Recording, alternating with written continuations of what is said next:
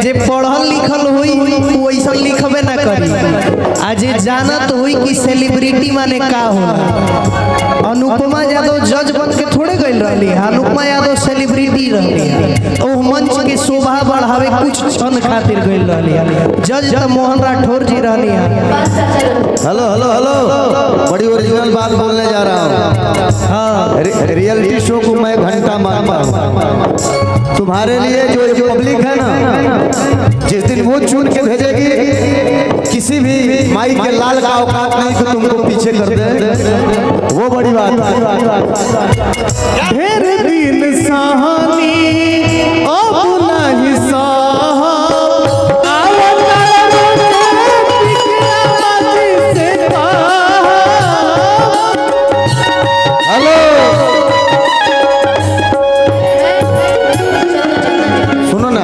Reality शो में विशाल गगन जी भी गए थे।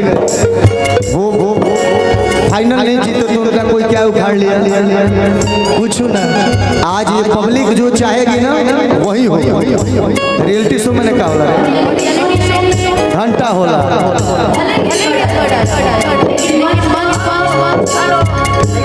आवाज नहीं किया बस। रियलिटी शो में भले ये थर्ड आया है, किसी भी स्थान पे तुम आए हो, लेकिन हमारे मंच के लिए नंबर 1 तुम ही हो, क्योंकि तुम बहुत अच्छे परफॉर्मर हो।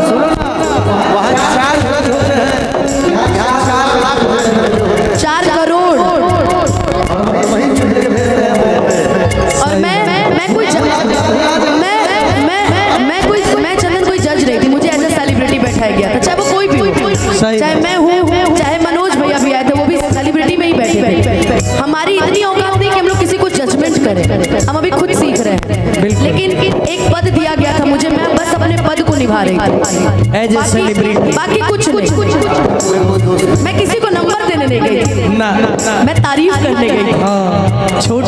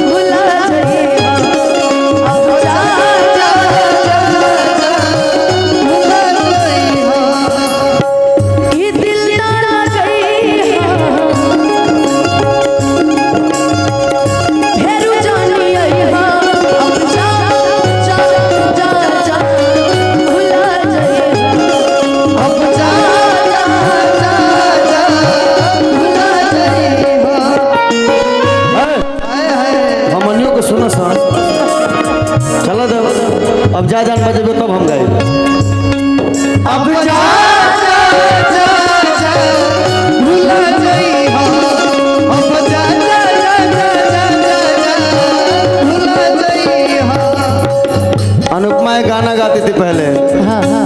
सारा सारा दिन तेरे बिन उड़ गई गुजरता।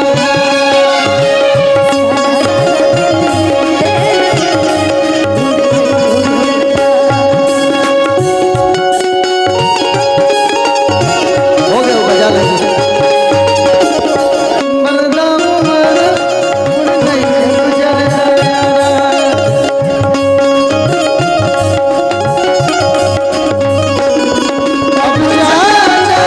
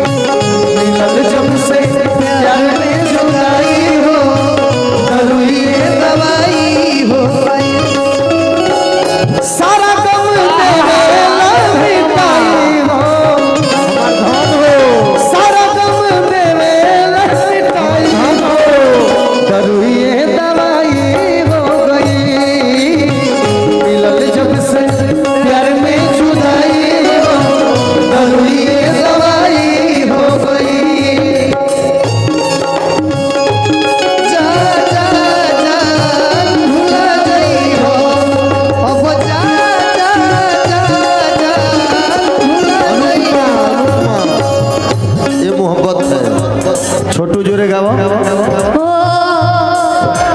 एगो हो गा दे छोटू और बेचारे डिस्टर्ब बड़ा दिल न लगई हो गा दे कोनो दिलवा शिकार हो भाई के गाना कोनो दिलवा शिकार हो जाइबू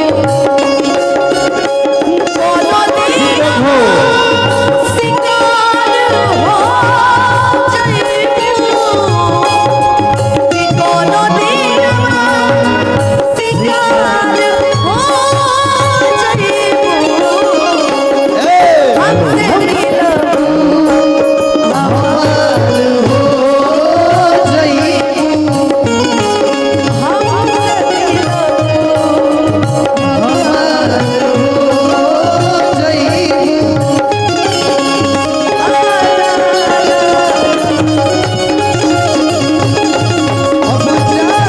अरे भैया आप कहाँ थे आराम से गुलेले बहड़ी हाय हाय जिस कलाकार का गीत जहन में घुस जाए हर कलाकार को उसको गाना चाहिए भैया शानदार गीत है ये अरे भोर ही मुस्कुरा बाद में आयु।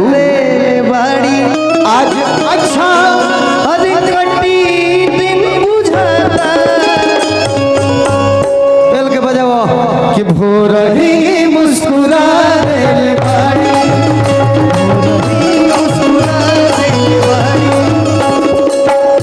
रुख से पर्दा हटा देल बाड़ी पर्दा हटा दे बाड़ी रुख से पर्दा हटा देल बाड़ी पर्दा हटा दे बाड़ी आज अच्छा कटी दिन